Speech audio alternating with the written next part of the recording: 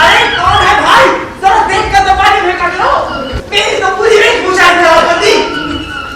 अरे भाई भूलो प्रसाद, माफ करना, मैंने तो अनजाने में ही तुम पर पानी फेंक दिया। खैर उसकी कोई चिंता नहीं, मगर स्मृति मेरी हालत देखकर क्या कहेगी?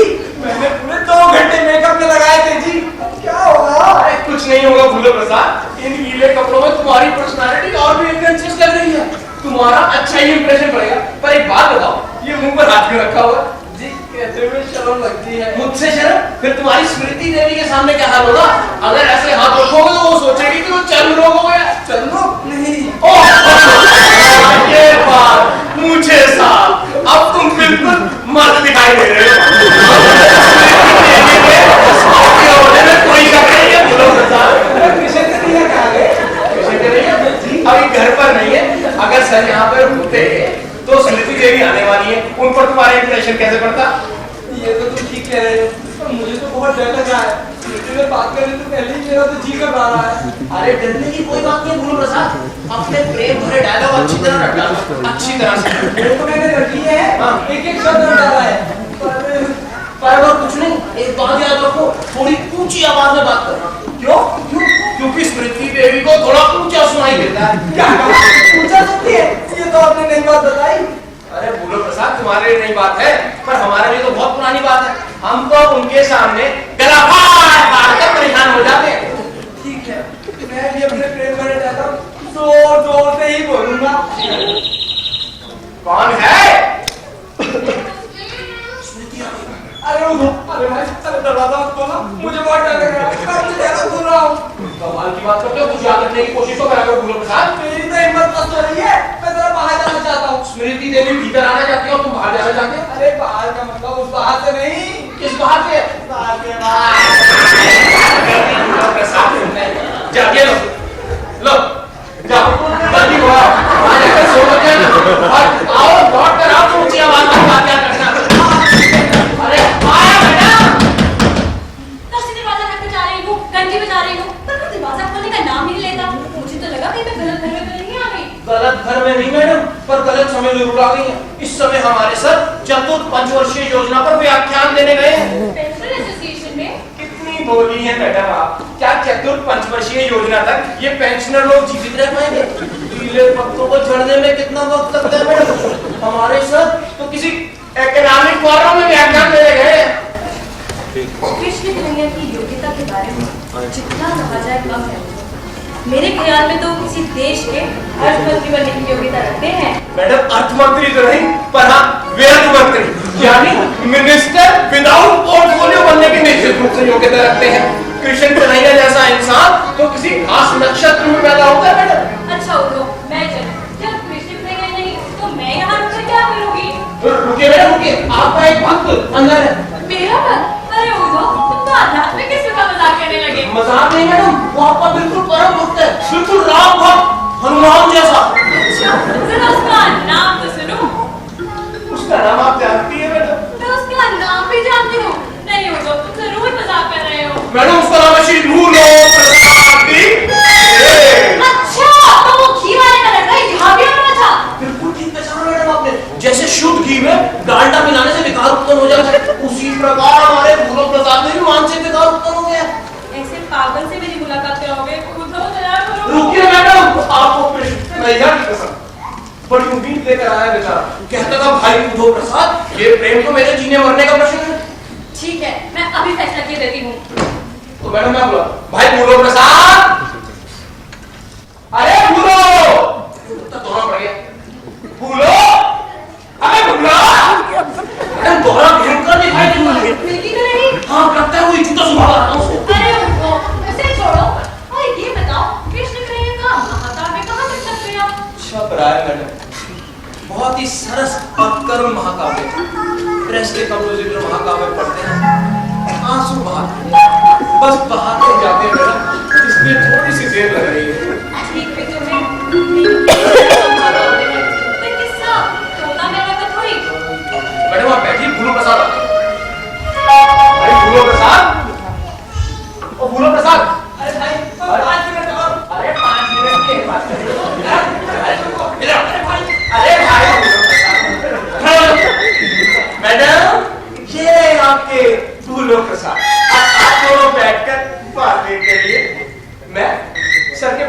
आता हूँ।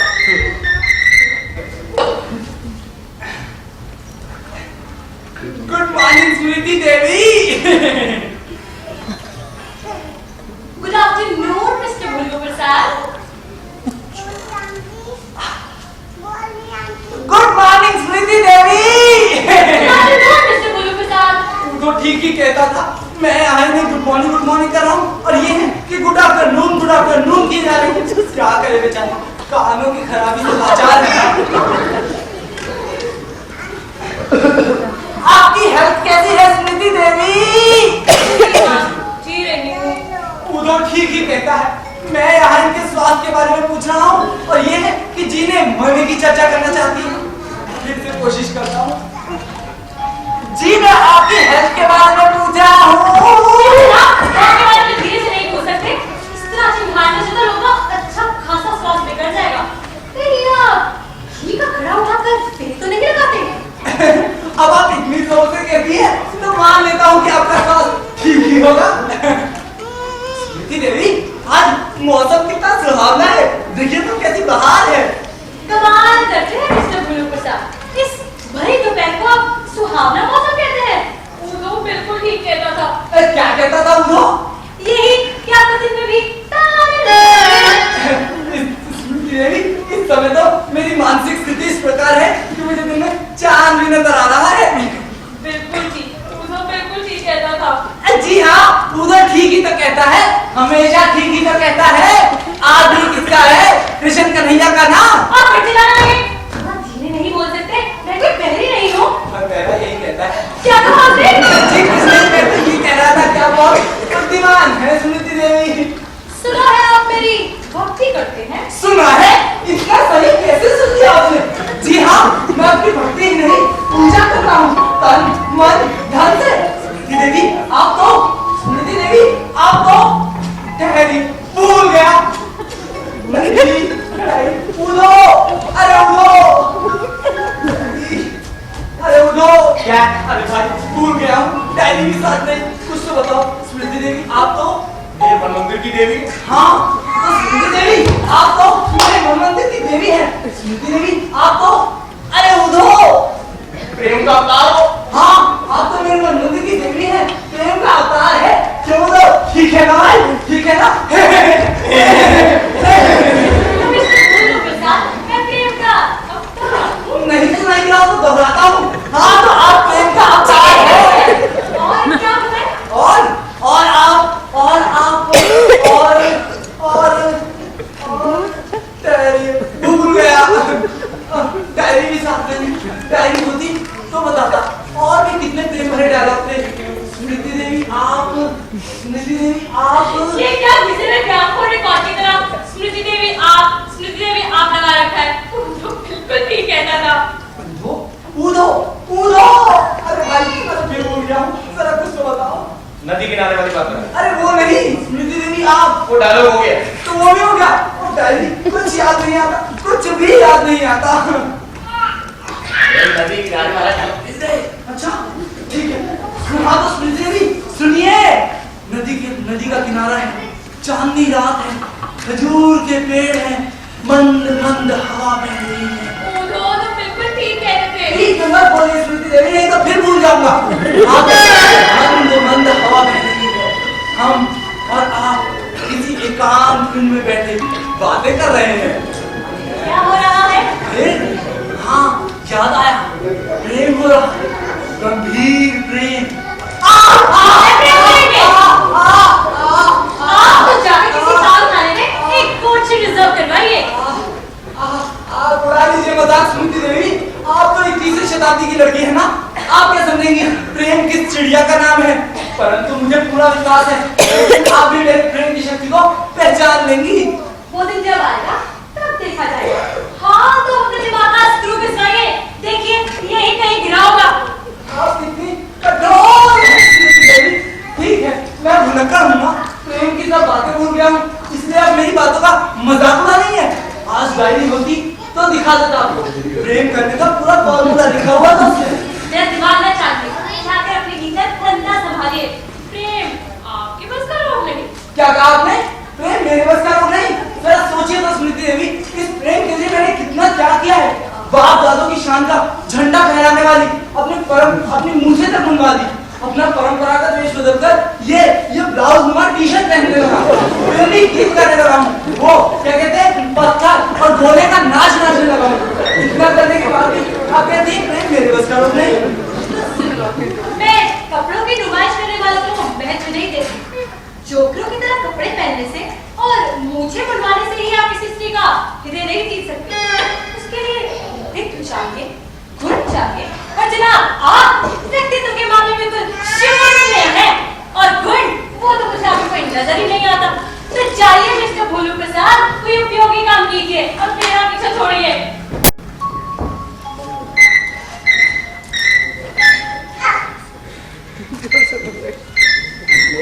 एक बार सोच लीजिए स्मृति देवी।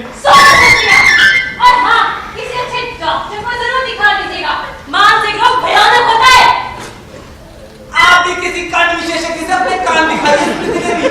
मुझे पूरा विश्वास है कि एक दिन आप भी मुझसे प्रेम करेंगी और जरूर करेंगी। नमस्ते। कहिए स्मृति देवी, कैसी रही? एक नंबर का बोर था, दिमाग चाट गया, मुझसे प्रेम करेगा। आप बिल्कुल ठीक कहती हैं मैडम। आजकल इन प्रेमियों का बोर्डम तो असहाय हो गया। प्रेम ये लोग करें, बोर हम लोग। ऐसे प्रेमी जहाँ भी मिल जाते हैं, चाहे पान के ठेले में, चाहे होटल में, अपने प्रेम की लंबी लंबी दास्तान आहे भर भर के सुनाते हैं मैडम, और बीच बीच में डायलॉग मारते रहते हैं। अच्छा वो मैं चलूं, कृष्ण तो आए नहीं अब तक। उनके कारण मैंने महिला समाज की बैठक में जाना स्थगित कर दिया। अच्छा, तो तुम महिला समाज में भी काम करती हो? Very good. अच्छा ये तो बताओ तुम्हारी महिला समाज की मीटिंग में किस विषय पर विचार होने वाला है आज? गंदी बस्तियों के बच्चों को महीने में एक बार नहलाने का कार्यक्रम निश्चित करना था। उन्हें किस साबुन से नहलाने का विचार है? लक्स टॉयलेट से। ओह, तो उन्हें भी फिल्म तारिकाओं की तरह खूबसूरत बनाने का विचार है।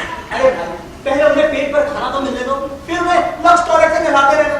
अरे नारी समाज, 10-20 औरतें कीमती साड़ियां पहनकर 20-20 लाख की गाड़ी से उतरेंगी और 3 बच्चों को नहलाकर 15 फोटो खिंचवाएंगी। लेकिन महिलाओं का समाज सेवा का भाव नहीं होता। ये तो बस उनके बेकार समय का मनोविलास है। आप बिल्कुल ठीक कहते हैं सर। पिछले वर्ष ठंड के दिनों में इन महिला समाज वालों ने अजीब तमाशा खड़ा किया। एक ही दिन में एक ही गांव में 3 महिला समाज के 10 बच्चों को नहलाने आ पहुंची। बच्चे बार बार नहाने के लिए मना करते और चॉकलेट और बिस्कुट के लोगों ने एक ही दिन में उन्हें 3 बार नहाने के लिए विवश कर दिया। सर, उनमें से तो कई बच्चों को निमोनिया भी हो गया। देखो तो, हमारा मजाक मत उड़ाओ। नई सभ्यता में कोई समाज सुधार की बात न करे तो वो दूर कहलाता है। लोग मुझे भी मूर्ख और अनपढ़ ना कहें, इसलिए मैं भी समाज सुधार की बात कर लेती हूँ। खैर, वो सब छोड़िए और ये बताइए जनाब, हमें बुलाकर आप कहाँ चले गए थे? क्या बताऊं स्मृति, इन दिनों बहुत परेशान हूँ। एक तो अपना महाकाव्य चल रहा है, उसका झंझट, तुम्हारे 10,000 की चिंता। इन दिनों एक साहित्यिक और सांस्कृतिक पत्रिका निकालने की सोच रहा हूँ, उसकी परेशानी अलग। सब चिंताओं से तो मेरा सर फटक रहा है। सर, मेरे लिए भी आप एक दुकान खुलवा दीजिए। मेरी दृष्टि में तो चूड़ियों का धंधा सर्वश्रेष्ठ है। उससे ज्यादा फायदेमंद और रोमांटिक धंधा कोई नहीं हो सकता सर। वो तो मेरा तो जी हो रहा है। आज भी कोई पत्र नहीं है। तुम जाओ, जाओ वहाँ का हाल चाल पता करो। जाओ, अभी जाओ, अभी करो। इसे डाल दिया जा रहा है कि इसकी चिट्ठी आने पर इतने बेचैन है। चिट्ठी पाएंगे फिर। स्मृति, ये जानने की जरूरत है। ये मेरा घरेलू मामला है। तुम्हें छोड़ कर मैं किसी और को नहीं कृष्ण, आप ये मामला कैसे समझ सकते हैं? अच्छा ये बताइए, अपनी साहित्यिक पत्रिका कैसे निकाल रहे हैं? कोशिश तो करता हूँ, मगर ये पैसा, मुझे ये पैसा ही मेरी महत्वाकांक्षाओं को कुछ आधार करता है। आज तक तुम्हें कोई अच्छी सी भेंट भी न दे सका। रुपया होगा तो तुम्हें हीरे से लगेगा। तुम ये सोचती होगी ना कितना स्वार्थी हो।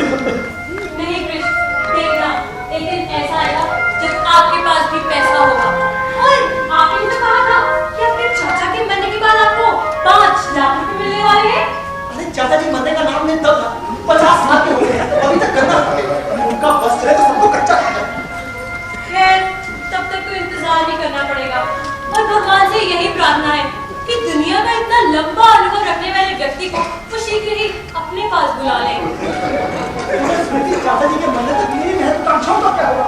तब तक की चिंता मत कीजिए, तब तक मैं आपकी महत्वाकांक्षा को पूरा करूंगी। और जब आपको 5 लाख रुपए मिल जाए तो आप मेरी महत्वाकांक्षा को पूरा कीजिएगा। और अगर चाचा जी ना मरे तो? उसका भी इंतजाम कर दिया जाएगा। फिलहाल मैं आपको 5,000 रुपए आसानी से दे सकती हूँ। 5,000? मैंने 10,000 रुपए और आप 5,000 रुपए, इसकी कीजिएगा। धन्य हो स्मृति तुम, इतना प्यार था कभी पहले देखा ना सुना। स्मृति तुम्हारी तुलना में मैं बहुत छोड़ा, कभी कभी तो मुझे अपने साहस पर ही आश्चर्य होने लगता है। अरे छोड़िए प्लीज, पत्रिका के संपादन मंडल में मेरा नाम भी होना चाहिए, और हाँ, हर महीने मेरे नाम से कविता जरूर छपा दिया कीजिएगा। कवयित्री बनने की मेरी बड़ी इच्छा है। अरे ये भी कोई कहने की बात है, तुम्हें प्रसिद्धि के शिखर पर पहुंचा दिया तो कहना। अच्छा गुरु प्रसाद से मुलाकात हुई थी? अभी तो गया है यहाँ से, दिमाग चाट गया। अजीब बेवकूफ है, मुझसे प्रेम करेगा। ऐसी फटकार लगाई है कि दिमाग दुरुस्त हो गया होगा। मैं तो उसे समझा के थक गया, मगर वो ऐसा मानता ही नहीं। घी बेचने का धंधा और चले प्रेम कर ले। आजकल तो क्रैक लोग भी प्रेम करने लगे। पहले तो प्रेम के लोग अक्सर क्रैक हो जाया करते थे। चलो अच्छा हुआ तुमने खुद ही उसका फैसला कर दिया। उसकी बात करके मूड भी खराब करते हैं। चलिए ना, चलिए। आज अचानक पिक्चर का कैसे मूड हो गया? वो मैं गाड़ी लाई हूँ ना। गाड़ी? स्मृति तुम तो जानती हो तुम्हारी तरह आजाद नहीं हूँ। 17 काम है, अभी कुछ ही देर बाद कुछ साहित्यिक दो अपने महाकाव्य का नाम भी तो सोचना है। तुम ऐसे करो, तुम सीधा सिनेमा कर लो, मैं तुम्हें वहीं मिलता हूँ। अच्छी बात। पर कौन सी पिक्चर देखेंगे? हाँ, मैं प्रेम की दीवानी। मैं प्रेम का दीवाना हूँ। नहीं ये नहीं, चलना है तो कोई भूतिया पिक्चर चलो। भूतिया पिक्चर कौन है? वही देखने चलते हैं। पर हाँ, आप समय पर जरूर आ जाइएगा। हाँ मैं पहुँच जाऊँगा। और सुनो, टिकट बालकनी के ही लेना। उसकी चिंता मत कीजिए। Bye bye.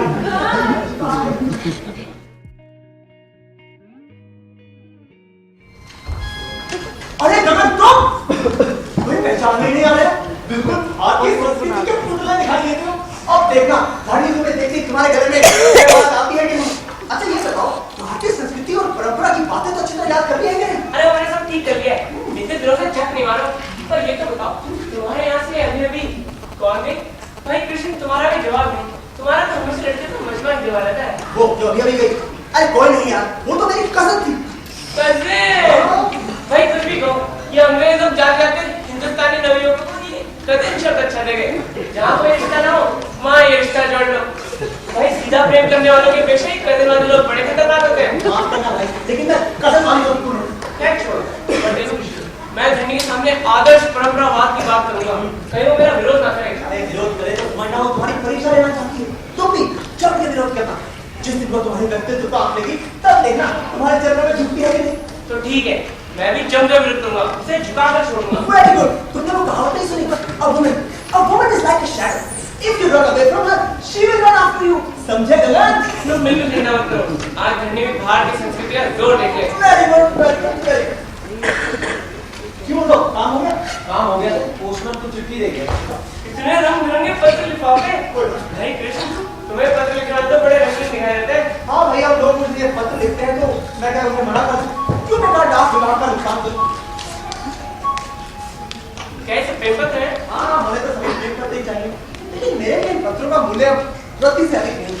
सबकी भाषा है, सबका कहने का ढंग है, सब में वही लिखा। मैं तो इस पत्रों को बस सरसरी निगाह से देख लेता हूँ, बाद में उन्होंने मेरे पढ़कर ही अपना मनोरंजन करता है। सुबह से नाक हो गई, जरूर इन्हीं पैर लगाया होगा। हाँ यहाँ तक आ रही है। पढ़ो तो क्या लिखा है? कृष्ण कन्हैया मेरे प्राणधार, कितने निष्ठुर हो तुम। मैं यहाँ दिन रात तुम्हारे नाम की माला जपती हूँ और तुम के मुंह पर ताला लगाए बैठे हो। अब यदि तुमने पत्र नहीं लिखा तो अपनी रागिनी के मरने का समाचार पाओगे। भाई लिख दो बेचारे को, नहीं तो मुफ्त में स्त्री हत्या का पाप लगेगा। अरे गगन, अगर मैं इसे पत्र ना भी लिखूं ना तो भी आराम से अभी ये 50 साल और जिएगी। तुम भूलते हो गगन, रईसों की लड़कियां विरह में मोटी होती हैं। अरे देखो तुम्हें तो बाकी भूल रखे हैं। तो तुम आप किस बात की उम्मीद करते हैं? मोटर के स्पेयर पार्ट की? अगर मोटर के स्पेयर पार्ट की उम्मीद की, इन्हें कभी स्पेयर पार्ट मिलता होगा तो ये लड़कियां सवेरे इन्हें कभी एक डिस्ट्रिक्ट पार्सल भेजने कभी नहीं करती। थोड़ा तो इसने क्या लिखा? मेरे मन मंदिर के देवता तुम्हारे चरणों में हृदय के फूल भेज रही हूँ।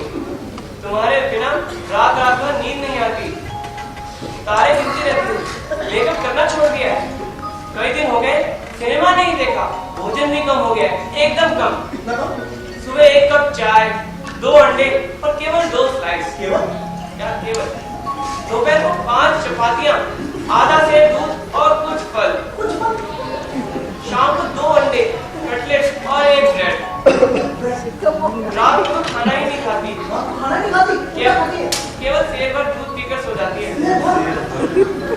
देखो कृष्ण, मैं तो यहाँ अन्य बिना मर रही हूँ और वहाँ तो आराम से सिगरेट पी रहे होगे। ठीक है, एक दिन तुम्हारी रंजना भी उसी सिगरेट की तरह जैसे राख हो जाएगी। भाई ये तो कोई प्रयोग वाली किस्म की क्रेजी दिखाई देती है। हाँ है तो। प्रॉब्लम ये है कि इन सभी पत्रों में इसी प्रकार के वाक्य कितने हौसले और रात थी, किसी ने भी आत्मा का स्वर नहीं। उदो, अरे कोई बात नहीं। देखो गगन, लगता है मुझे शहर सीधी छोड़ देना है। तुमने बहुत सा कर्ज बताया है, गलियों तक से निकलना मुश्किल हो रहा है।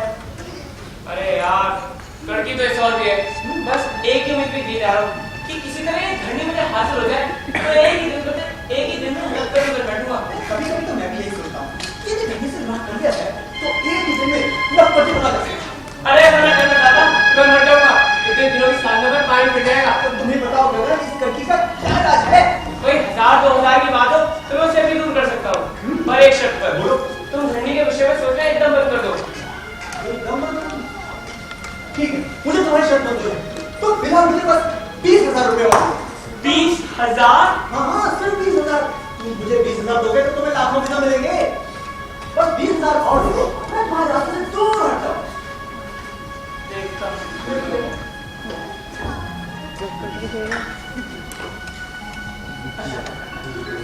हाँ, निकल। तुम विश्वास रखो गगन, धनी तुम्हें अवश्य मिलेगी। ये लो चेक, मैं मेरी बात याद रहे। हाँ, याद नहीं। देखो मेरे को एक जरूरी काम याद आ गया है, मैं उसे निपटा के आता हूँ। वैसे धनी का आने का समय भी हो रहा है ना? तो नारी जिले के फसलों के बारे में काफी कुछ समझ चुके हो। मुझे पूरा विश्वास है तुम खुद ही निपट सकोगे, पर फिर भी जरा सावधानी से काम करो। ठीक है, तो मैं चलूं? संभाल लोगे ना? हाँ? Okay, bye. आने दो धरनी को, देखता हूँ मेरे चंगू से बचकर जाती कहाँ है। उसकी सिर से पाश्चात्य संस्कृति का भूत न उतार दिया तो कहना। अरे तो भाई तो, अरे सुनो ना, अरे सुनो, अरे सुनो ना, अरे सुनो, अरे सुनो, अरे सुनो ना, अरे आप तो सुन लो। क्या वो धनी ना धनी, अरे वो धनी, अरे वो धनी नहीं है। अरे पता है भाई, धनी धनी बोलो। अरे वो भंगास की कैसी औरत है? धनी, क्या मिजाज है उसका? वो औरत नहीं लगे बाबू, जलती हुई मशाल है। मशाल? तो ठीक है, मैं भी आज ज्वालामुखी तरह फूट पड़ूंगा। गगन तो उसने आते मामूली आदमी समझ रखा था। 21वीं शताब्दी की स्थिति के होश में दुरुस्त करके तो कहना। इसके मन में उसकी जा रही है ना? नहीं आप नहीं नहीं, मैं तो बस वैसे ही कह रहा था। विषय में मिला तो आपसे बैठिए बैठिए बैठिए कहिए ना, कहाँ से आ रहे हैं? से आप मतलब आपने जाके वेशभूषा एकदम कैसे बदल दी? कुछ दिनों पहले तक तो आप सूट और टाई के बिना बात तक नहीं करते थे। ये अचानक धोती कुर्ता। धरनी देवी, आप इस रहस्य को नहीं समझ सकती। भारतीय संस्कृति और आदर्श का ये फल है। मैंने पाश्चात्य ढंग से भी रहकर देख लिया, लेकिन इससे आप लोगों को शांति नहीं मिलती। भारतीय आदर्श है सादगी से रहना और ऊंची बात सोचना। मैं आजकल भारतीय संस्कृति का कट्टर पुजारी बन गया हूँ। और भारतीय परंपरा, गगन बिहारी, मैं तुम्हें अच्छी तरह जानती हूँ कि भारतीय संस्कृति का चोला पहनकर अब कौन सा नया शिकार कर रहे हैं। नहीं देवी, आपको तो हर कार्य में दोष दिखाई देता है। प्रत्येक वस्तु को अविश्वास की दृष्टि से देखने की आदत पड़ गई है लोगों को। खैर, ये आपकी कमजोरी नहीं, पाश्चात्य जीवन जीने के अंधे मनोरंजन का एक फल है। पाश्चात्य जीवन में भारतीय संस्कृति तथा जीवन के प्रति आपके मन में शंका उत्पन्न कर दी है। मैं आपकी शंका को दूर कर दूंगा। मैं आपकी जीवन की दिशा बदल दूंगा। मैं आपके जीवन में सदाचार और पवित्रता को फूट भर दूंगा। आपको मेरा जीवन सुधारने की इतनी क्यों पड़ी है? मैं जैसी हूँ अच्छी हूँ। मुझे जीवन की विलासिता और रंगीनी से प्रेम है। मैं जीवन का सारा रस निचोड़ लेना चाहती हूँ। तो मैं आज दाल भात में मसूर की तरह मेरे जीवन का विचार करने वाले कौन होते हैं? मैं आपको चाहता हूँ, इसीलिए आपको इस तरह विनाश के पथ पर जाता हुआ नहीं देख सकता। मैं आपको एक आदर्श, पवित्र और सती नारी के रूप में देखना चाहता हूँ। मैं आपको सीता सावित्री की उज्जवल परंपरा में स्थान देना चाहता हूँ। मैं आपको अगर मैं आपसे प्रेम नहीं करती और ना ही मैं सती बन में पूजा करवाना चाहती हूँ। मैं 21वीं शताब्दी की औरत हूँ और 21वीं शताब्दी के मानदंडों पर जीवित रहना चाहती हूँ। मुझे आपके उपदेशों की जरूरत नहीं है। तो क्या मैं आपकी करुणा खुश नहीं हूँ? नहीं। मेरी कल्पना का पुरुष बिल्कुल वेस्टर्नाइज्ड होगा, जीवन को उन्मुख भाव से जीने वाला। मैं पुरुष पर शासन करना चाहती हूँ, उस पर अधिकार रखना चाहती हूँ। आप झूठ बोल के धन्य देवी, आपकी कल्पना पुरुष इससे एकदम भिन्न है। कृष्ण कन्हैया ने बताया था कि आपकी कल्पना पुरुष आदर्शवादी है, परंपरावादी है, भारतीय संस्कृति का कट्टर पुजारी है। सच तो यह है कि आपकी कल्पना पुरुष मैं ही हूँ। आप मेरी परीक्षा ले रहे हैं ना? परीक्षा का प्रश्न सोने के साथ होता है, फिर उसकी क्या परीक्षा? मुझे उसकी तरफ देखने तक की जरूरत नहीं है। आप जाइए और अपने जलाने का धंधा संभालिए। सोच लीजिए ठंडी देवी, आपको फिर मुझे से जीवन हाथी, मेरा मतलब जीवन साथी फिर हाथी होगा।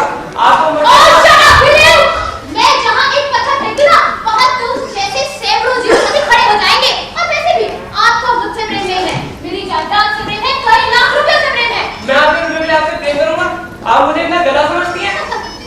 आपको गधा समझने की सुविधा था, गधे में तो चलो नहीं होती, मगर आप में तो अकल तो है। नहीं, आप मेरा अपमान कर रहे हैं। अपमान उसका होता है जिसका कुछ सम्मान नहीं हो। मेरी निगाह में अपने स्वार्थ के लिए गिरगिटों की तरह रंग बदलने वालों का कोई सम्मान नहीं है। तो ठीक है, मैं भी देखा कह नहीं सकती। मेरा नाम भी गगन बिहारी है, गगन बिहारी। मेरा नाम भी घड़ी देवी है। मैं तुम्हारी इसी तरह भक्ति करने वाली नहीं हूँ। तो ठीक है, मैं जाता हूँ। तो तुम्हें रोकना किसने है? कूदो, कूदो, ऐसे न मुझे तुम देखो। कूदो। ये गगन बिहारी था क्या कर रहा था? मैडम, अगर कोई जबरदस्ती घर में घुसाएगा तो उसे क्या घर से निकाल दूंगा? ये कृष्ण भी अजीब है, खाकर बुलाकर खुद गायब है। इस गगन बिहारी और ये कृष्ण भी। मैडम किसी जरूरी काम से बाहर गए हैं, पिक्चर बनाने में और सफेद हाथी पालने में। कोई खास फर्क नहीं होता मैडम? आजकल हमेशा चिंता में डूबे रहते हैं, न खाने की फिक्र है न पीने की। हमेशा ये कहते हैं ये फिर तो धरनी देवी की इज्जत का प्रश्न है, इसलिए तो मुझे अपनी आत्मा का रक्त पिलाकर भी बनाना है। कृष्ण जैसे सिंसियर आदमी मिलना तो मुश्किल है। तुम देखना, ये फिल्म देखकर लोग अपने दांतों तले उंगलियां ना दबा लें तो कहना। मैडम आप भी देखना, इस फिल्म में लोगों ने आपको हीरोइन के रूप में देखकर अपना हार्ट फेल ना करा लिया तो कहना। और मैडम आजकल कृष्ण कन्हैया कुछ मुसीबत में है। मुझे तो कुछ नहीं कहा। आपसे कैसे कहते हैं मैडम? आपको कुछ ऐसी। अगर मुझसे नहीं कहा तो बात जरूर बहुत बड़ी होगी। पर तुम तो बताओ। पिछले वर्ष कृष्ण कन्हैया ने टाइल्स का धंधा किया था, लोगों की बेईमानी के कारण उनको घाटा हो गया और कुछ कर्जा भी चढ़ गया मैडम। अगर 2-4 दिन में उनका कर्जा ना उतारा गया तो शायद उन्हें अदालत नहीं, कृष्ण की इज्जत मेरी इज्जत। तुम बताओ कितने रुपयों की जरूरत है? 6,000 का उन्होंने इंतजाम कर लिया, बाकी बचे 4,000। नो प्रॉब्लम, मैं अभी रुपयों का प्रबंध किए रहती हूँ। मैं कृष्ण कन्हैया को मिल भी जाइए। नहीं, मैं अभी रुपए देकर सरप्राइज करना चाहती हूँ। मुझे रुपए जरूर भेज देना। मैडम चाय तो पी भी जाइए। चलने का बाद में चाय बना दो। कृष्णा अभी तक नहीं आया। शोभा की चिट्ठी न आने के कारण बेचारा काफी परेशान लगता था और ये गगन बिहारी भी कहीं इधर उधर आग न लगाता फिरे। और शायद कृष्णा आ गया, अभी जाकर उसको सारी बातें बताता हूं। भाई गुरु प्रसाद, तुमने फिर चेंज मार दिया। क्या करूं साहब, इतनी ताजा ने बात भी कुछ जमा नहीं, क्या करूं? अरे भाई, इंसान तो आशिकी में रोज मरता है, रोज जीता है। पर हमारा प्रेम तो सदा के लिए ही मर गया ना। एक बात बताओ गुरु प्रसाद, मोहम्मद गौरी ने हिंदुस्तान पर कितनी बार चढ़ाई की? 18 बार। अंत में क्या हुआ? जीत गया। तो फिर तुम क्यों नहीं जीत सकते? मर्दों को कभी निराश नहीं होना चाहिए गुरु प्रसाद। गौरी की बात और थी, मेरी और है। गौरी मेरी तरह घी नहीं बेचा करता था। अरे गुरु प्रसाद, तुमने मेरी कब तक बदली है? ऐसे में स्मृति को कैसे प्राप्त करोगे? उसे इस जन्म में तो प्राप्त नहीं कर सकता। सर बेचारा अपनी हर बार घूमने के कारण स्मृति देवी को साधारण उपाय से मिल नहीं सकती, इसलिए इन्हें कोई सर देवी मंत्र देना पड़ेगा। तुम ठीक कहते हो, लगता है इन्हें अपना रामबाण मंत्र देना ही पड़ेगा। कैसा रामायण मंत्र साहब? और कुछ नहीं, बस स्मृति को पाने के लिए नारी वशीकरण मंत्र। आप मजाक करते हैं, मंत्र से भी बड़ा नारी का ही वश में होती है। अरे मंत्र से क्या नहीं होता, मन से बड़े बड़े काम देखते और राक्षस स्पष्ट हो जाते। कितने स्त्रियां कितनी बुरी है। अरे भाई, ये मेरा अपना आजमाया हुआ मंत्र है। सच? हाँ, जब स्त्रियां साधारण वश में नहीं होती तो मैं भी किसी मंत्र की साधना करता। तो मैं भी जन्म साहब, मैं भी इसका जाप करूंगा। ऐसे कैसे दे दूं? मैं मंत्र को सिद्ध अरे खर्च की चिंता मत कीजिए, एक बार यदि स्मृति वश में हो गई तो लाखों की जायदाद वश में हो जाएगी। ये बात है तो ठीक है, उधो ये समझा दो क्या करना है। तो भाई कल तुम आ जाना, तुम्हें नानी वशीकरण मंत्र मिल जाएगा और जल्दी आना उमर के साथ। हाँ, कल सूर्योदय समय उपस्थित रहूंगा।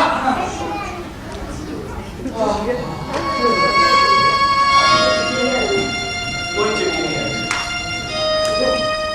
मुझे तो बहुत बेचैनी का अनुभव हो रहा है। चलो थोड़ा आराम से। सर आपके लिए खाना बना है।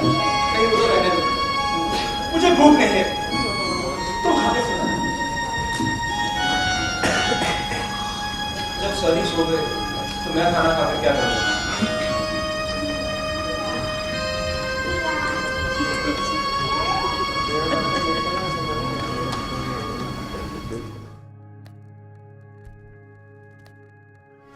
आज भी तुम्हारा कोई पत्र नहीं आया।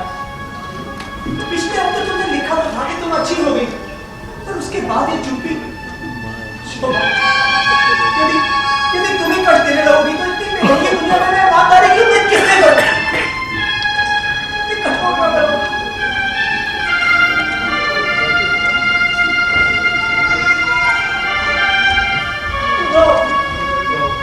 इस शोभा इस तरह चुप्पी क्यों सारी?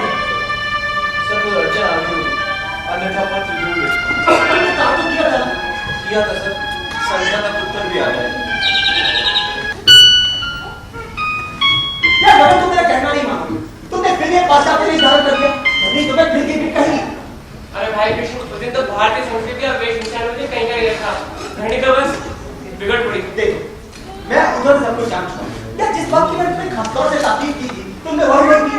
मैंने तुमसे कहा था कि स्त्रियों पर अधिकार पाने के लिए उनका मनोविज्ञान समझना अति आवश्यक है। जब तक ये नहीं होते तब तक उन पर अधिकार पाना असंभव है। पर मैंने अब तक कौन से मनोवैज्ञानिक बात की है?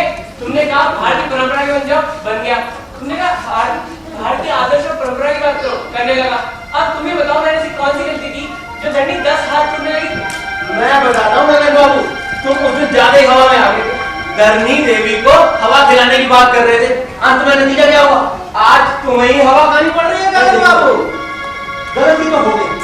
तुमने एक स्त्री के अहम को धक्का पहुंचाया। स्त्री को छेड़ना और सांप को छेड़ना एक जैसा ही समझो। अब तो तुम्हें प्रेम पगी बाड़ी से ही काम लेना पड़ेगा। भाई मेरी समझ में तुम्हारी दार्शनिक बातें नहीं आ सकती। कुछ भी हो, किसी भी हालत में धरनी मुझे हासिल करनी चाहिए। मैं नहीं चाहता कि लाखों की संपत्ति किसी ऐरे गैर के हाथ लगे। उधो गगन बाबू के लिए कब कॉफी बनाऊं? अभी कॉफी नहीं, धरनी चाहिए। अरे गगन बाबू, पहले कॉफी पी लो, धरनी भी मिल जाएगी। देखो गगन, तुमने मुझ पर बहुत उपकार किया।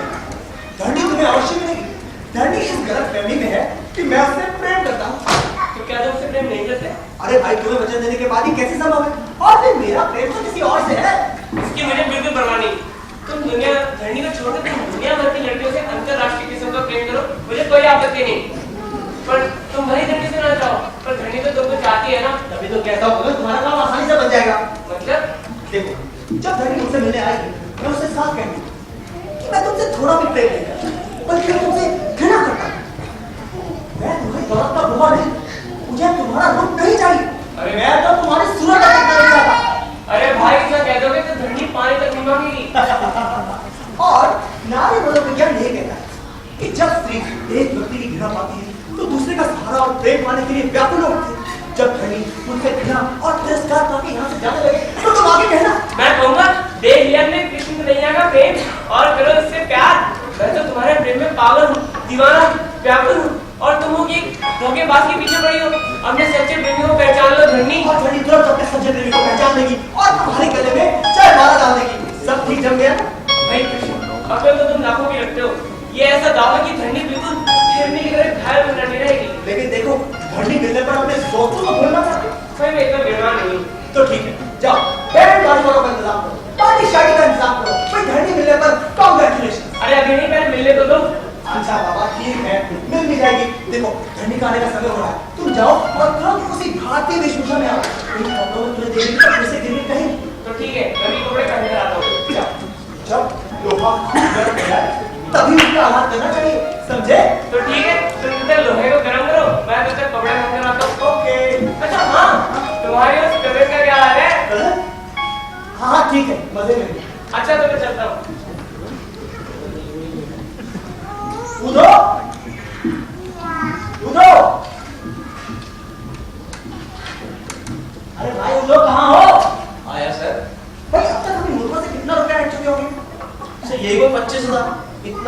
अपने काम के लिए काफी है सर। हाँ यार, मैं भी छूकर बेईमानी की जिंदगी से तंग आ चुका हूँ। अपना काम करते हैं, हमें लोग इसे छुटकारा पाएं। आप ठीक कहते हैं सर।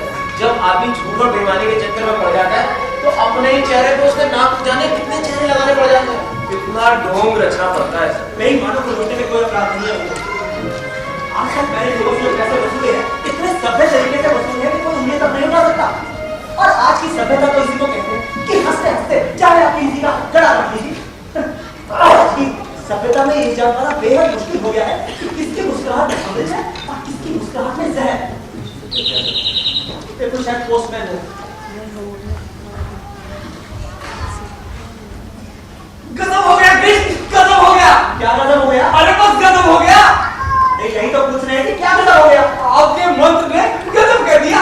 क्या स्मृति से तुम्हारी शादी पक्की हो गई? शादी तो तय नहीं, पर लक्षण अच्छे ही दिखाई देते हैं। तो क्या स्मृति ने तुम्हें कोई प्रेम पत्र लिखा है? प्रेम पत्र नहीं, घी पत्र। घी पत्र? जी हाँ, ये तो किसी नए प्रकार का पत्र लेखन दिखाई देता है। जी हाँ, बिल्कुल नए प्रकार का है। हुआ यूं, सुबह दुकान पे बैठा घी तुड़वा रहा था, इतने में स्मृति का पर्चा आया। पहली बात तो सुनो, पर्चे में लिखा था कि 10 से शुद्ध घी भिजवा दीजिए और नीचे स्मृति के दस्तखत भी थे। शाबाश गुरु प्रसाद, लगता है मंत्र का असर हो रहा है। अभी तो स्मृति के दस्तखत आए, कुछ दिनों बाद उसका प्रेम पत्र अवश्य आएगा। तो बिल्कुल चिंता मत करो। अब मेरा मतलब स्मृति ने तुम्हारी दुकान देख ली है। मेरे लिए तो इतना ही बहुत है। अभी तो केवल 25,000 का जाप हुआ है, 1 लाख का जाप होने दीजिए, फिर देखिए। तो क्या तुमने 10 से घी भिजवा दिया? भिजवा दिया। अरे खुद पहुंचाया हूँ, 100% शुद्ध घी दिया है। यार अगर उस घी को मंत्र से भर दिया जाता तो उसे खाते ही स्मृति तुम्हारे लिए लाखों लोग। एक अच्छा मौका हाथ से निकल गया। ये बात है। तो 10 से घी और कुर्बान से नहीं, ये हुई ना बात। आज ही मंत्र से सिद्ध किया हुआ घी भिजवाता हूँ। ठीक है। पर एक बात तो बताओ कृष्ण। हाँ पूछो पूछो। सुना है स्मृति यहाँ आती जाती है। हाँ आती जाती है, तो इसमें हंसी क्या है? अरे वाह, हंसते से नहीं, इसका मतलब वो अभी भी आपसे प्रेम करती है। अरे भाई, मैं उससे प्रेम करूँ तब ना, मैं तो किसी और से प्रेम करता हूँ। चाहे जो भी हो, पर वो तो इसी का तो जमीन है ना कि आप उससे प्रेम करते हैं। भाई गुरु प्रसाद, हमारे सर स्मृति देवी जैसी साधारण लड़की के प्रति आकर्षित नहीं होते हैं। ठीक है, मैं आज ही उसी गलतफहमी का भूत उतार देता हूँ। ठीक है, मैं उससे साफ कह दूंगा कि मैं तुमसे घृणा करता हूँ। मैं तुम्हारी सूरत तक देखना नहीं चाहता। सच? हाँ, और जब स्मृति वो लड़का है यहाँ से जाने लगे तो तुम तुरंत आके उसका हाथ थाम लेना। अरे वाह कृष्ण, इससे अच्छा उपाय तो हो ही नहीं सकता। तो जाओ, तुरंत कपड़े पहन कर आओ। इन कपड़ों में तो गंदा काम भी बिगड़ जाएगा। हाँ हाँ, और थोड़ा मंत्र का जाप करना भी जरूरी है। और ये आधुनिक ढंग के बाद से पहनने में तो मुझे बहुत समय लग जाता है। नमस्कार। क्यों दो? आपके बैंक में कितना रुपया बचा होगा? सर सारा ही निकाल दिए, ऊपर 2-4-5 रुपए बचे होंगे। ठीक है, जो बचा है वो भी निकलवा। ठीक है, बन सके तो हम कल ही चल देंगे। ठीक है। और इधर। अरे सुनो, बोलो बोलो सर। ये 500 रुपए रखो। ये दीना बाबू को दे देना। बेचारे की लड़की महीने भर से बीमार है।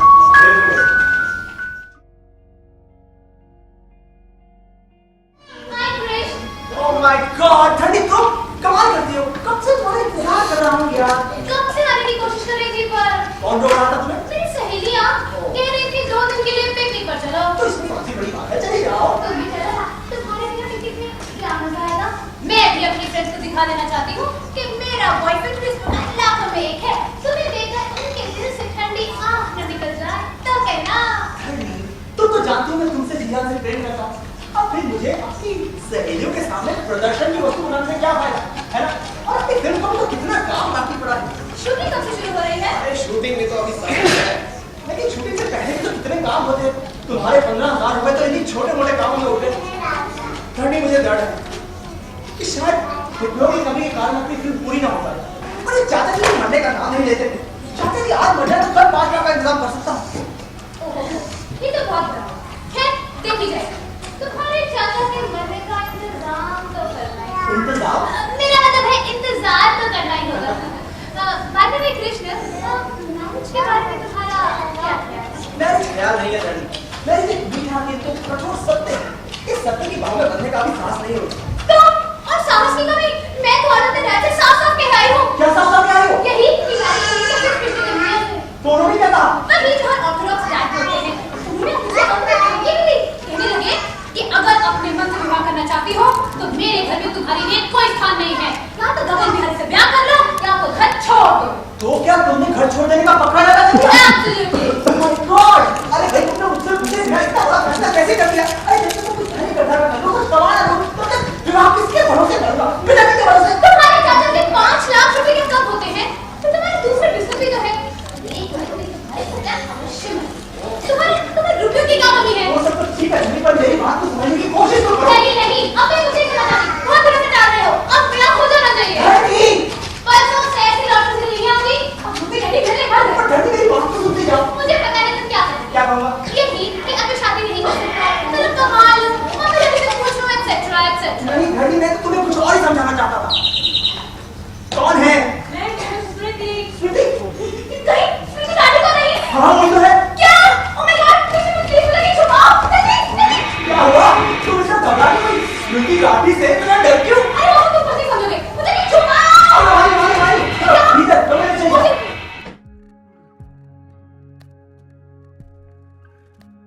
अब से मैं यही रहूंगी। यहाँ इस घर का क्या?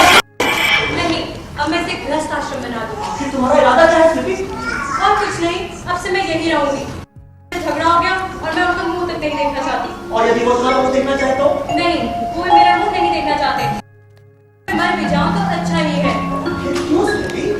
वो नहीं चाहते कि आपको और मेरा विवाह हो। समझा। पर स्मृति, तुम्हें विवाह के लिए उतावली क्यों है? तो दाव लेकर प्रश्न नहीं है फिर, पर अब हमारा विवाह हो जाना चाहिए।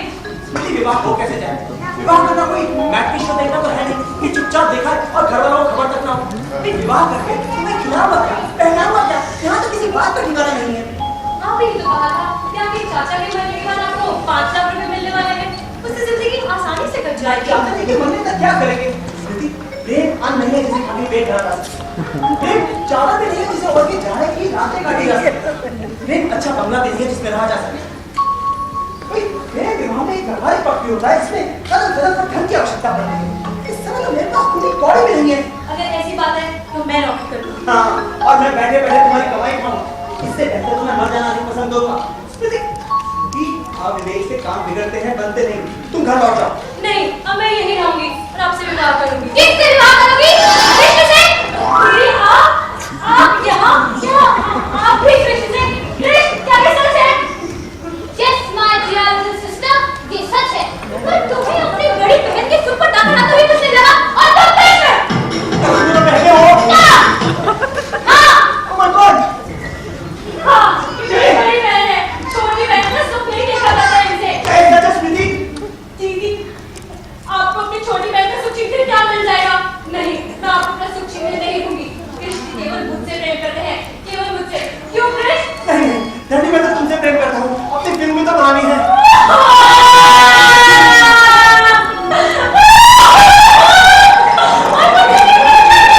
क्या मेरे प्रेम ने आपको मारना भी नहीं बनाया? क्या मेरे प्रेम ने आपको मारना भी नहीं बनाया? मैं प्रेम को हटाने ही रहा हूँ। तुम्हें तो सिर्फ भाग नहीं बनाया है। क्या मेरे पैसे तो फिर नहीं बनाए हो? हाँ, तुम्हारी पैसे तो नहीं बना रहा हूँ। क्या मेरे पैसे सब पत्ते नहीं निकाल रहे हैं? हाँ, तुम्हारी पैसे पत्रिका निकाल रहा हूँ। केवल मेरे पैसे से तुम्हारे पॉप का खर्चा नहीं चलता? आज चलता था। क्या मेरे पैसे से घर का खर्चा नहीं चलता? आज चलता था। दीदी, कृष्ण को मैंने ही महाकवि, संपादक, लेखक बनाया है। इसलिए कृष्ण केवल मेरे हैं। क्यों कृष्ण? जी हाँ, मैं आपका ही। चला, कृष्ण को मैंने एक्टर, डायरेक्टर, प्रोड्यूसर बनाया है। इसलिए कृष्ण सिर्फ मेरा है। क्यों जी कृष्ण? हाँ, मैं आपका ही। कृष्ण से मेरा प्रेम पहले हुआ था। नहीं, कृष्ण से मेरा प्रेम पहले हुआ था। कृष्ण अब मेरे हैं। Krishna is mine, he is mine. मैं तो ये कहता हूँ कि आप दोनों ही डालिए और आपस में बराबर बराबर बांट लीजिए। अरे देवी, तुम लोग समझते हो कि इतना छोड़ कर किसी का प्रेम पाया जा सकता है? जो सहज मिल जाए वही सच्चा प्रेम होता है। जितना तुम लोग लड़ती हो उतना तो बिल्लियां भी नहीं लड़ती। पर कृष्ण, छोटी बहन को चाहिए कि वो बड़ी बहन की राह का काटा न बने, और बड़ी बहन को चाहिए कि अपनी छोटी बहन के लिए त्याग करे। विवाह के मामले में बड़ी बहन का अधिकार कहना है। विवाह के मामले में लाइन में रहना आवश्यक नहीं है। कृष्ण, मुझे से कह दो कि यहाँ से चले जाओ। कृष्ण, दीदी से कह दीजिए वो जाके किसी और से ब्याह कर ले। मैं तो ये कहता हूँ कि आप दोनों ही अपने घर चले जाए। आपके पिता ने जिन लोगों से आपका ब्याह तय किया है, आप चुपचाप मुझे विवाह करें। इसका मतलब आप मुझसे विवाह नहीं करेंगे? क्या आप मुझसे विवाह नहीं करेंगे? अरे भाई, दोनों से इकट्ठे विवाह कैसे करूंगा? मेरे कानून की जादू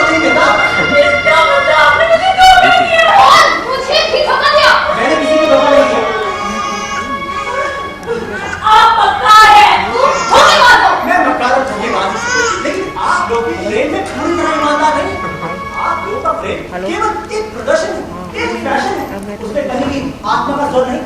आपका प्रेम केवल सतही है, उसमें कहीं भी ईमानदारी की गहराई नहीं।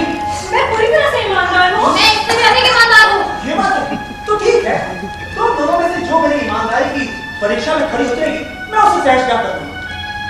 अच्छा यदि मान लो मैं तुमसे व्यवहार ना करूं तो तुम क्या करोगी? तो मैं एक क्षण भी जीवित न रहूंगी। उसी क्षण जहर पीकर हमेशा के लिए सो रहूंगी। अच्छा और धनी मान लो मैं तुमसे व्यवहार मतलब मान लो मैं तुमसे व्यवहार ना करूं तो तुम क्या करोगी? तो मैं भी जीवित रहकर क्या करूंगी? मैं भी उसी क्षण सीधे में कटार होकर आपको हत्या कर दूंगी। सोच के कह रही हो तुम? हाँ, सोच कर कह रही हूँ। यही मेरा अंतिम फैसला है। और धनी तुम? Absolutely. अगर तुमने मुझसे प्यार नहीं किया ना, तो मैं तुम्हारे सामने जाने दूंगी। तो ठीक है। जब तुम दोनों मुझसे आघात प्रेम करती हो, मेरे बिना एक क्षण जीवित नहीं रह सकती, तो आज मैं झगड़ा ही मिटा दूंगा। ये देखो, इस शीशी में ऐसा जहर भरा है, जिसका एक घूंट पीते ही आत्म संसार से उच्चा। जब तुम दोनों मुझसे आघात प्रेम करती हो, मेरे बिना एक क्षण जीवित नहीं रह सकती, तो आओ, आज मैं झगड़ा मिटा दूंगा। जिएंगे के साथ, मरेंगे के साथ। हम पूरे प्रेमी एक साथ मरेंगे, तो दुनिया भर हमारी प्रेम की कहानियां कहेंगे, कभी गीत लिखेंगे। ये देखिए, ये रहा तीन प्यारों में बराबर बराबर से। आइए, हम तीनों एक साथ तो क्या मुझसे जहर पीना पड़ेगा? क्या शरीर पिए बिना काम नहीं चल सकता? नहीं। यदि आप लोगों का प्रेम सच्चा है, तो उसमें मौत कभी हत्या से गया। मैं सोचता था आप लोग मुझसे पहले जहर पीकर प्रेम का माथा उज्जवल कर देंगे, लेकिन आप तो डर रही है। डर नहीं? लो, पियो, लेकिन आप तो डर रही है। नहीं, पिया, मैं नहीं करती। तो पी कर दिखाओ। हाँ? ये प्रेम नहीं, पागलपन है, जबरन है। शाबाश धनी, हो गई तुम्हारे प्रेम की परीक्षा। स्वीटी, आओ। अब हम दोनों एक साथ जहर पी, जिएंगे तो साथ, मरेंगे तो साथ। आज प्रेम की परीक्षा का समय है। पी जाओ। 1 2 3। नहीं, तेरी बिल्कुल ठीक कहती है। जहर पीने से मौत मिलती है या प्रेम? बिल्कुल ठीक। हो गई आप लोगों के प्रेम की परीक्षा। अब देखिए, मैं अपने प्रेम की परीक्षा देता हूं। देखो किस तरह हंसते हंसते में मौत हो जाएगा। देखो, ये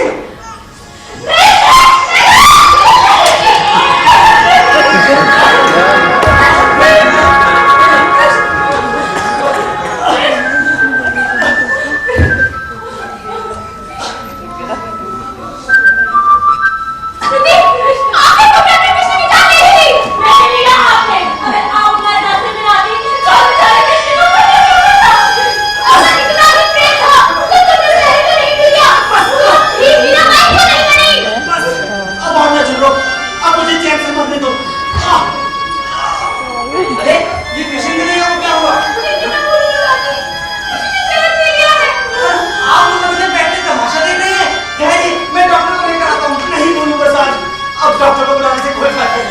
अब तो मैं जा रहा हूँ।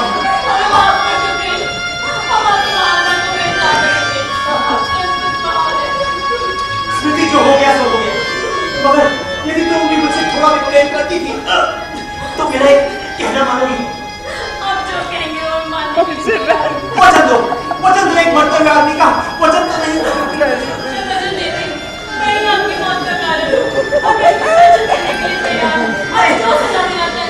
नहीं, मैं तुम्हें सजा नहीं, मैं तो तुम्हें आशीर्वाद देना चाहता हूँ। तुम बुढ़ो के साथ विवाह कर लो, बस मेरी आखिरी इच्छा मान लो। मान लो। अपने किसी का कहा मान लो। अगर आप कहते हैं तो मान लेती हूँ। पढ़ाई हो बुढ़ो प्रसाद, तुम तुम्हारी कोई कसर काटी भी नहीं है। हमने ऐसा कर रही है, मारते समय भी मेरा काम नहीं पूरा।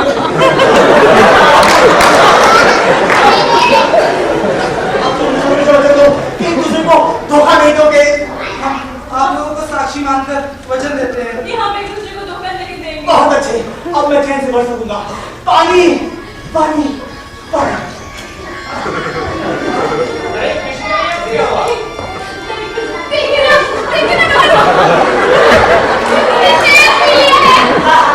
क्या? बैग भी है? और तो ये हॉस्पिटल शूटिंग है, मैं भी पुलिस को फोन करता हूँ। नहीं नहीं नहीं करने देंगे तो।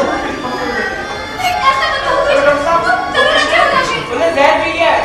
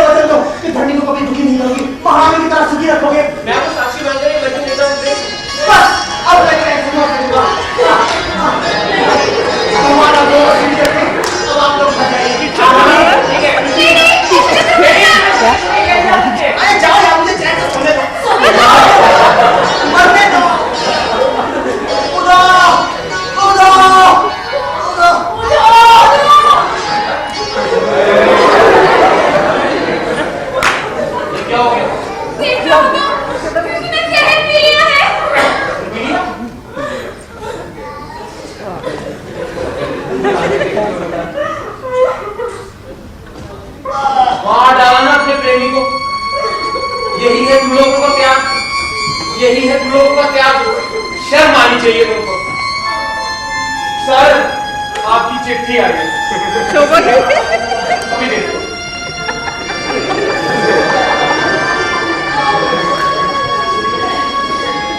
शोभा में लगती है सर।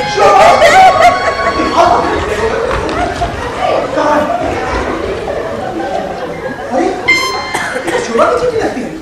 शोभा अच्छी हो गई, यानी डोनाल्ड से छुट्टी मिल गई है। वो आ रही है। कूदो, आज मेरी तपस्या सफल हो गई। कूदो, चलो स्टेशन जाने की तैयारी करो। चलो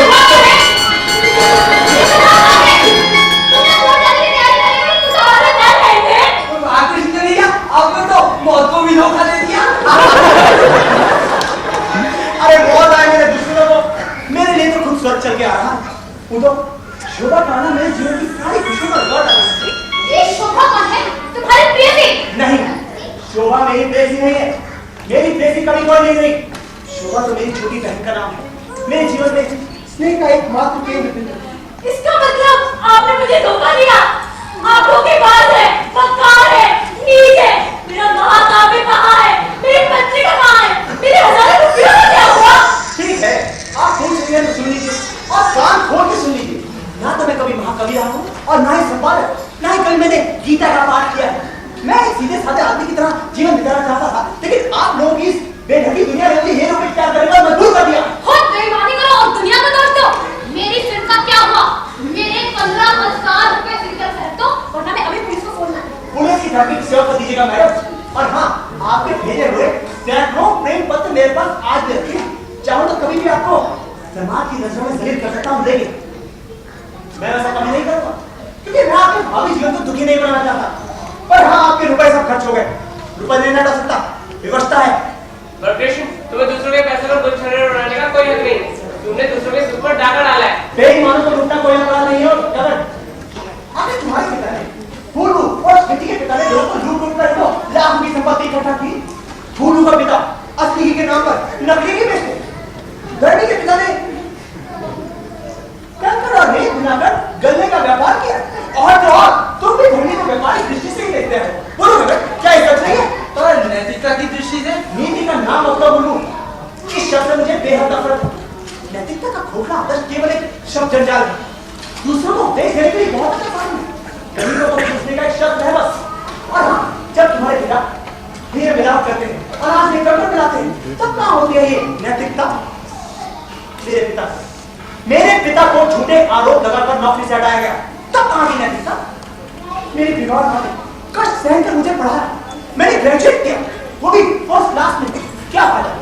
मुझे नौकरी नहीं मिली। दर दर घूमता रहा, हाथ पैर जोड़े, लेकिन मैं किसी सिविल साहूकार और अफसर का ढांचा बंदी कर दी। क्या यही मेरा दोष था? मुझे नौकरी नहीं मिली। मेरी बीमार माँ ने मेरे सुखी घर के सुधार में तब कर दिया। मेरी इकलौती बहन को टीवी हो गई। कितना भी गिराया, लेकिन सबने मुझे कुत्ते की तरह पूछा। तब कहाँ थी नैतिकता? आज तुम लोगों के पैसे से मेरी बहन अच्छी हुई है। तुम्हारा अपना नहीं बोलूंगा, लेकिन कृपया नैतिकता के नाम पर केवल शब्द मत थोपो। चलो नहीं, रुको, हम भी आ रहे हैं, तुम्हें इस तरह जाने न देंगे।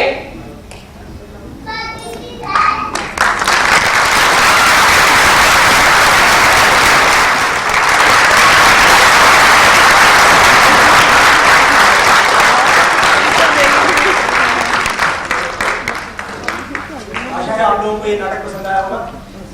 इस नाटक के पात्रों से मैं आपका परिचय करा देता हूँ। धरनी के एक पात्र में थी रूपाली।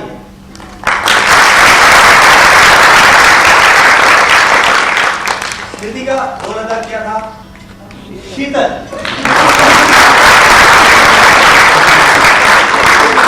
दोनों प्रसाद में मनीष।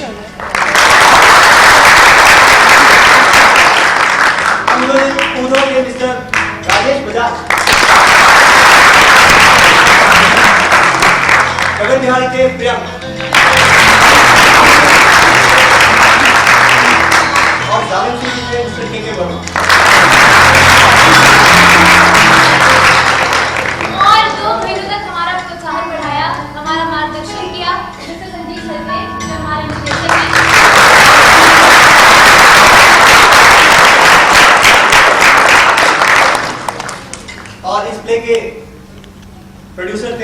इंदर मलिक जिनको मैं कहता हूँ इनका इंग्लैंड के लिए आया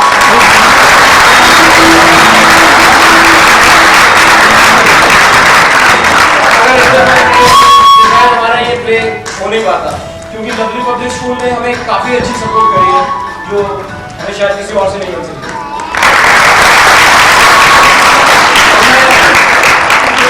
डॉक्टर एसडी मलिक से रिक्वेस्ट करूंगा प्लीज 2 मिनट आके स्टेज पे कुछ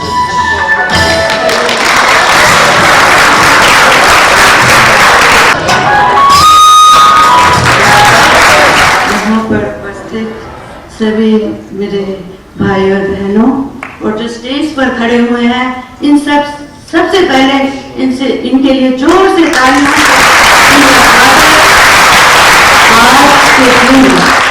जो इन्होंने दिखाया आज समाज में वही हो रहा है और मैं ये चाहूंगी कि इस तरह के नाटक ये और दिखाएं और आज के नवयुवकों को ठीक रास्ते पर लाएं। इस नाटक को देखकर हमें बहुत अच्छा लगा और मैं चाहूंगी कि हम जो अपने 9th से 12th के बच्चों का LPS में फंक्शन करेंगे मैं इस डायरेक्टर को आज ये मौका दूंगी कि वो स्कूल में आकर बच्चों को दिखाएं। मैं जो भी यहाँ पर आए हैं आप सबका इस संस्था की ओर से धन्यवाद करती हूँ कि आपने इन बच्चों का उत्साह बढ़ाया और मैं चाहूंगी कि आप इन बच्चों को बार बार मौका दीजिए जिससे कि ये समाज का देश का उद्धार करे और इतने इन्हीं शब्दों से एक बार आप सबका नमस्कार।